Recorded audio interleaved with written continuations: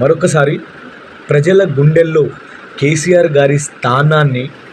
మార్చలేరు, అది తుడిచిపెట్టలేరు అనే విషయాన్ని నిరూపించిన నా యొక్క రేకులగడ్డ గ్రామ ప్రజలందరికీ నేను చేతులు జోడించి శిరస్సు వంచి నమస్సుమాంజలి తెలియజేసుకుంటున్నాను. ఎందుకంటే కాంగ్రెస్ పార్టీ వాళ్ళు ఎంతలా డబ్బులు పంచినా, మొన్న పార్లమెంట్ ఎలక్షన్లో మద్యం సీసాలు పంచినా దేనికి లొంగకుండా, ఏ ఒక్క రూపాయికి ఆశపడకుండా, ఏ ఒక్క మద్యం సీసాకి ఆశపడకుండా పోలైన 250 ఓట్లలో 50కి పైగా ఓట్లు వేసిన నా యొక్క రేకులగడ్డ గ్రామ పంచాయతీ ప్రజలందరికీ నా యొక్క ధన్యవాదాలు. విషయం ఏంటంటే కాంగ్రెస్ పార్టీ నాయకులు మన గ్రామ పంచాయతీలో, కేవలం మన గ్రామ పంచాయతీలో అంతా ఇనామస్ అయిపోయింది, వేరే పార్టీ నాయకులు ఎవ్వరు లేరు, వేరే పార్టీలో సంబంధమే లేదంటే ఎంత బాధపడి నేను ఓటు వేయడానికి వచ్చి వేయకుండా నన్ను బూత్లో